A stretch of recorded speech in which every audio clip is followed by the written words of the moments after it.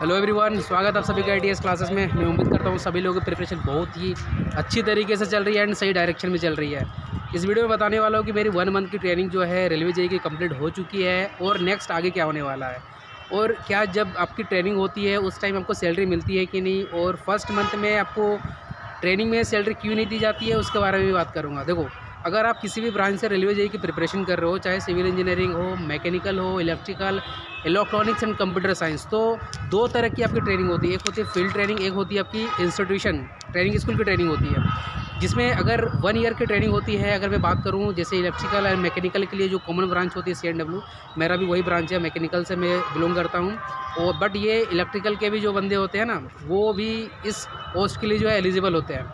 Electronics के लिए बात करेंगे तो वो SNT होता है, जिसको हम लोग बोलते हैं सिग्नल एंड टेलीकम्युनिकेशन। उनका भी एक अपना अलग से ही फील्ड ट्रेनिंग होता है। वो तो सबके लिए जितने भी सारे आपकी अलग अलग ब्रांच हैं, 6 मंथ आपके लिए फील्ड ट्रेनिंग है और 6 मंथ आपको ट्रेनिंग स्कूल में करवाया जाता है। तो अभी जो मेरी ट्रेनिंग कंप्लीट हुई, ये फील्ड ट्रेनिंग कंप्लीट हुई है। इसमें क्या होता है कि जब सपोज़ मेरी ब्रांच है CNW, तो CNW से रिलेटेड जिस डिवीज़न में आपकी पोस्टिंग रहेगी, वहाँ पे जहाँ पर भी जो भी कुछ उसका होता है, वर्क होती है, तो हर डिवीज़न में आपको सर्कुलेट करवाया जाएगा, घुमाया जाएगा और हर एक चीज़ के बारे में आपको बताया जाएगा, चाहे आप जिस पोस्ट में आप ट्रेनिंग कर रहे होंगे। तो उसी तरीके से मुझे भी अभी CNW में, जैसे मैं धनबाद डिवीज़न से अभी ट्रेनिंग कर रहा था, तो अभी मेरे को पहले धनबाद डिवीज़न के अंदर जैसे आपकी 2 तरह की आपको ट्रेन चलती है, आपको पता है। एक होती है कोचिंग पैसेंजर वाली और एक होती है गुड्स मालगाड़ी। और सबसे ज़्यादा रिवेन्यू जो रेलवे की जनरेट होती है मालगाड़ी से होती है। तो ये दोनों का जो काम होती है धनबाद डिवीज़न में, धनबाद स्टेशन के आसपास में, वो बताया गया। उसके बाद अभी फिर नेक्स्ट 3 वीक के लिए हमें भेजा जा रहा है काम बरवाड़ी, ठीक है। ये भी आता है धनबाद डिवीज़न के अंदर में। इंडिया का सबसे बड़ा जो डिवीज़न है आपका, ये धनबाद ही डिवीज़न ही आता है। और डिवीज़न जो होती है ECR, हर जोन के नीचे आपको मिलेगा, देखने के लिए मिलेगा डिवीज़न। और ECR के अंदर टोटल आपको मिलेंगे 5 डिवीज़न, उसमें से आपका धनबाद भी एक डिवीज़न होती है। तो इस तरीके से फील्ड ट्रेनिंग जो हमारी है अभी कंप्लीट हो जाएगी। और आप देख सकते हो हाथ में भाई मेरे क्या है, टिकट भी है। मतलब अभी हम लोग का पास इशू होता है, पास के हेल्प से आप फर्स्ट AC का टिकट कर लेते हो। और फिर यहाँ से हम लोग ट्रेवल करेंगे कहाँ के लिए, बरवाड़ी के लिए। और बरवाड़ी में जो हम लोग को 3 वीक के लिए वहाँ पे भेजा गया कुछ स्पेसिफिक ट्रेनिंग के लिए, तो जाके वहाँ पर भी हम लोग जैसे फील्ड ट्रेनिंग कंप्लीट करेंगे। तो जैसे ही अभी मेरा 2 मंथ का जो है फील्ड ट्रेनिंग कंप्लीट हो जाएगा, जब मैं बरवाड़ी में अपना ट्रेनिंग कंप्लीट करूँगा, उसके बाद फिर आपको भेजा जाएगा ट्रेनिंग स्कूल। तो जैसे कि ECR में जो आपका अगर बात करूँ मैं, मैकेनिकल, इलेक्ट्रिकल, CNW डिपार्टमेंट जो होती है, उसके लिए जो STC होती है, इसको बोलते हैं सुपरवाइजर ट्रेनिंग सेंटर, वो कहाँ पर है आपका, समस्तीपुर में है। तो फिर हम लोग जाएंगे फिर वहाँ पे ट्रेनिंग स्कूल में जाकर फिर ट्रेनिंग करने वाले हैं। तो इस तरीके से 1 मंथ की जो भाई ट्रेनिंग कंप्लीट हो चुकी है। जहाँ भी आप जाते हो उसके लिए आपको फैसिलिटीज़ रहने के लिए है, आपको मिल जाएगी हॉस्टल वगैरह, ठीक है। तो खाना वाना जैसे होता है, अगर मेस रहेगा तो मेस का फैसिलिटीज़ है। बाहर से अगर आप खाना चाहते हो तो बाहर से भी जाके खा सकते हो। और जो आपको पास रहती है, ये टोटली जो होती है फ्री ऑफ कॉस्ट होती है, ठीक है। ये फर्स्ट क्लास की पास आपको मिलती है।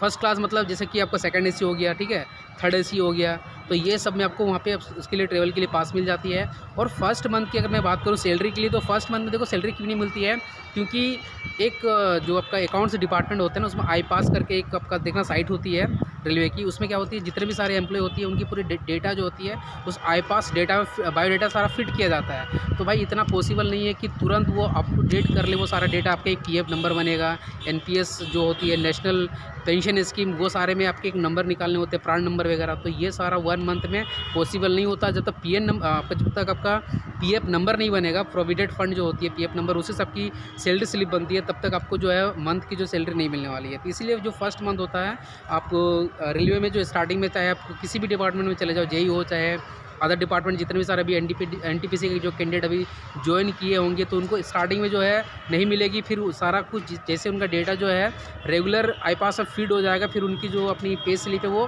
कंटिन्यूअस हो जाती है। तो आई होप आपको क्लियर हो गया होगा कि भाई फील्ड ट्रेनिंग अभी कंप्लीट हो चुकी है। नेक्स्ट का जो अभी शेड्यूल मिला है बरवाड़ी के लिए मिला है, वो भी आपका डिवीज़न मेरा जो है धनबाद डिवीज़न के अंदर में ही आता है।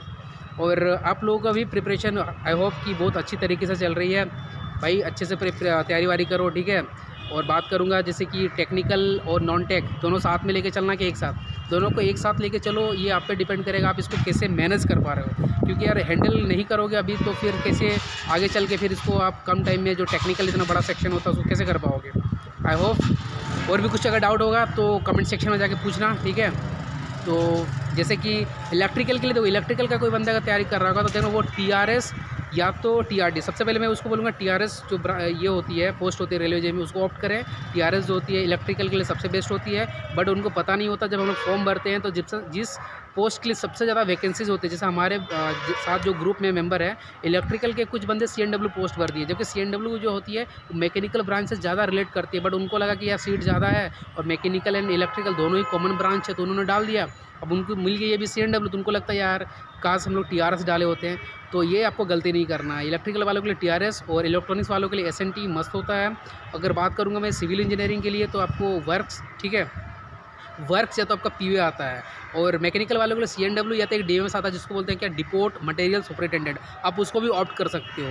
बाकी इंडिविजुअल भाई क्या होती है पोस्ट, किस पोस्ट की क्या आपकी जॉब प्रोफाइल होती है वो भी हम लोग बात करेंगे, बट एक आपको मतलब एक अंदाज़ लग गया हो कि हाँ अगर इलेक्ट्रिकल वाला कोई बंदा अगर तैयारी कर रहा है रेलवे जे में, तो उसको टीआरएस जो है पोस्ट प्रेफरेंस फर्स्ट में भरना चाहिए, चाहे उसमें 2 ही सीट क्यों ना रहे, ठीक है। उसके बाद आपको सीक्वेंस वाइज में अगर आपकी ब्रांच कॉमन मिल रही है, जैसे कि बात करेंगे मैकेनिकल के साथ आपकी सीटें कॉमन होती है, उसके बाद धीरे धीरे वो सारे प्रेफरेंस आपको नीचे में देते रहना। अदरवाइज़ अगर आप ये गलती अभी करोगे तो फिर पूरी लाइफ टाइम फिर मतलब एक गलती के कारण फिर भोगते रह जाओगे। तो चलिए फिर भी कोई अगर डाउट रहे तो कमेंट सेक्शन में जाके पूछना, और फिर मिलते हैं फिर नेक्स्ट वीडियो में। So guys, thanks for watching this video.